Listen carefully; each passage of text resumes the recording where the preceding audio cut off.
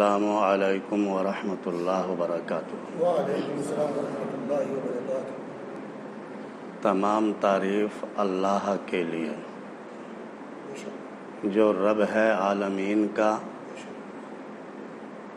خالق و مالک ہے کائنات سارے جہان کا۔ اللہ تعالیٰ کی تعریف کے بعد درود ہو جناب حضرت محمد مصطفیٰ صلی اللہ تعالی علیہ وسلم اور آپ کی آل پر، جیسا کہ آپ کا مرتبہ ہے، عظمت و شان ہے کہ آپ نبیوں کے بھی نبی ہیں اور رسولوں کے بھی رسول ہیں، شاہوں کے تاج، تاجداروں کے بھی تاجدار ہیں، کشتی ملت کے کھیونہار، سب سے انوکھے اور سب سے نرالے ہیں، حضرت عبداللہ کی آنکھوں کے تارے اور عام نبی کے راج دلارے ہیں، جن کا نام گرامی جناب محمد الرسول اللہ صلی اللہ تعالی علیہ وسلم، جو 14ویں کے چاند سے بھی زیادہ روشن اور اللہ کے بعد سب سے افضل و اعلیٰ ہیں، آپ کی مقدس بارگاہ میں باادب درود و سلام کا ہدیہ پیش کریں اور محبت سے پڑھیں۔ اللہم صلی علی سیدنا و شفیعنا و نبینا و حبیبنا و مولانا محمد و بارک وسلم صلاۃ و سلام علیک یا رسول اللہ، الصلاۃ والسلام علیک یا حبیب اللہ، الصلاۃ والسلام علیک یا نبی اللہ۔ محترم بزرگوں اور دوستوں، پیارے اسلامی بھائیوں، جو 5 وقت نماز ہے، اس میں 48 رکعت اور 96 سجدے ہیں۔ ان 48 رکعت میں 17 رکعت نماز ایسی ہے جو فرض کہی جاتی ہے، اور 20 رکعت نماز ایسی ہے جو سنت کہلاتی ہے، اور 8 رکعت نماز ایسی ہے جو وہ نفل نماز کہی جاتی ہے، اور 3 رکعت نماز جو ہے اس کو وتر کہا جاتا ہے۔ یہ کل ملا کر 48 رکعت نماز ہوتی ہے، جو 5 وقتہ نمازوں میں یہ ساری رکعتیں موجود ہیں۔ اب اس کو پڑھنے کے لیے سب سے پہلے تو نیت کرنا ہوتا ہے۔ نیت نام ہے دل کے ارادے کا، لیکن وہ ارادہ بھی جبھی مضبوط ہوگا جب ہم صحیح سے کسی کام کے مقصد کو جانیں گے اور سمجھیں گے، تو ارادہ بھی جبھی ہمارا مضبوط ہوگا۔ اس کا خلاصہ جو نیت کرنے کا ہے، میں اردو الفاظوں میں آپ حضرات کے سامنے پیش کر دوں۔ نیت کرتا ہوں واسطے نماز کے، مطلب یہ ہوا کہ جو آپ نے نیت کی وہ نماز کے تعلق سے کی ہے، نماز کے لیے نیت کی ہے، جو ارادہ بنایا ہے۔ نماز پڑھتا ہوں واسطے اللہ تعالیٰ کے، اس کا مطلب یہ ہے، اس کا مطلب یہ نہیں کہ آپ نماز اللہ کے لیے پڑھ رہے ہوں، اللہ تمہاری نمازوں کا حاجت مند نہیں ہے، بلکہ اس کا مطلب یہ ہے کہ نماز پڑھتا ہوں واسطے اللہ تعالیٰ کے، مطلب یہ ہے کہ اللہ تعالیٰ کی خوشنودی اور رضا حاصل کرنے کے لیے میں نماز پڑھ رہا ہوں۔ یہ میری ادا اللہ کو پسند آ جائے اور اللہ کی خوشنودی مجھے حاصل ہو جائے، اس کی رضا مجھے نصیب ہو جائے۔ اللہ تعالیٰ تمہاری نمازوں کا بھوکا نہیں ہے، اسے کوئی ضرورت نہیں ہے، جو بھی کچھ آپ کر رہے ہیں وہ آپ اپنے لیے کر رہے ہیں، اپنی کامیابی کے لیے کر رہے ہیں، اور کامیابی اس وقت ہے جب ہم سے ہمارا خالق و مالک راضی ہو جائے۔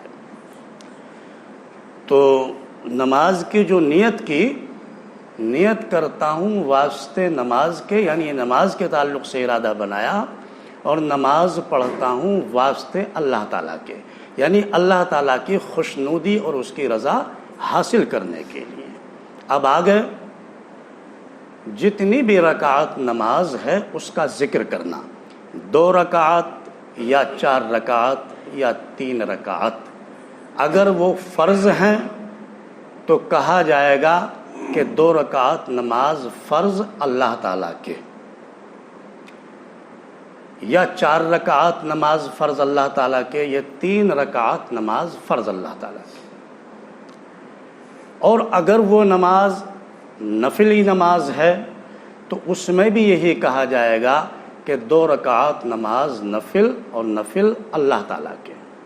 لیکن اگر سنتوں والی رکعتیں ہیں، جو سنتوں والی نماز ہے، اس میں یہاں کہا جائے گا کہ 2 رکعت نماز سنت یا 4 رکعت نماز سنت رسول اللہ کی۔ اس کے آگے یہ کہیں گے کہ منہ میرا ہمارا کعبہ شریف کی طرف اور اللہ اکبر کہہ کر آپ نماز اپنی شروع کر دیں گے۔ فرض والی نماز ہے تو چونکہ فرض نماز جو ہے وہ امام کے پیچھے ہوا کرتی ہے، جماعت سے نماز پڑھی جاتی ہے، تو اس میں یہ لفظ اور زیادہ کریں گے کہ پیچھے اس امام کے، یہ لفظ اور زیادہ ہوگا۔ یہ نمازوں کی نیت ہے۔ بہرحال جس طرف میں آپ کے ذہنوں کو لانا چاہتا ہوں اور جو کنفیوژن جو ہمارے دماغوں میں موجود ہے، جو اختلافات لوگوں میں چل رہے ہیں، اسی کو دور کرنا چاہتا ہوں۔ اور وہ ذہنوں میں ہمارے جو کنفیوز ہے کہیں کہیں اور جو اختلافات ہیں وہ یہ ہیں کہ سنتیں جب پڑھی جاتی ہیں تو اس میں بھی یہاں پر یہی کہا جاتا ہے کہ سنت اللہ کی۔ اب اسی بات میں جگہ جگہ مباحثے بھی ہوتے ہیں کہ جی سنت تو یہ کہا جائے کہ سنت رسول اللہ کی۔ ہمارے سامنے بھی یہ بات آئی اور ہم نے بھی یہ سمجھانے کی کوشش کی کہ ہم نے تو یہی پڑھا ہے اور عقلی تقاضا بھی ہے اور بزرگوں سے اور بڑوں سے اسی طرح سے سنا ہے، لیکن اب یہ کیا نئی بات نکل آئی ہے؟ بھائی سنت رسول اللہ ہی کی بولا جائے گا وہاں، تو اس میں ہمیں جواب یہ ملا کہ صاحب واہ، اگر سنت رسول اللہ کی ہم بولیں گے تو اس میں تو نماز میں رسول کی یاد آ جائے گی۔ افسوس، ذرا سوچئے، وہ نماز ہی قبول نہیں ہے جو محبت رسول میں نماز ادا نہ کی جائے۔ ایسی نماز کو اللہ قبول نہیں فرماتا جس میں اس کے محبوب کی ادا، اس کی بولی اور اس کا عشق شامل نہ ہو، اس کی ادائیں شامل نہ ہو۔ بہرحال انہوں نے کہا کہ جی اب سنت رسول اللہ کی اگر بولتے ہیں تو اس میں تو رسول کی یاد آئے گی۔ ہم نے کہا میرے بھائی اتنی نفرت مت کرو سنتوں سے، رسول تو تمہیں ہر جگہ ہی یاد آئیں گے۔ مکمل دین جتنا بھی ہے وہ سب کا سب دین محمد ہے، اور اس دین کے جتنے بھی اعمال ہیں وہ سب کے سب جہاں بھی دیکھو گے وہاں سنت ہی تمہیں نظر آئے گی۔ آپ ذرا اپنی زندگی کا پہلا مرحلہ دیکھیں۔ جب بچہ پیدا ہوا تو اس کے کان میں اذان و اقامت کہی جاتی ہے، یہ اذان و اقامت کہنا سنت ہے۔ اس کے آگے جب آپ بڑھے تو عقیقہ سنت ہے، پھر ختنہ سنت ہے، یعنی بالغ ہونے سے پہلے تمام اسلامی مراحل جتنے بھی ہیں وہ سب سنت ہیں۔ اور پھر جب آپ کی زندگی کا آخر ہو جائے گا، جب آپ مرے تو مسلمان کو نہلانا سنت ہے، کفن دینا سنت ہے، قبر میں اتارنا سنت ہے، اور مسلمان کی میت کو ادب و احترام کے ساتھ کاندھے پر لے کر چلنا سنت ہے۔ یہ سب ہی تو سنت ہے۔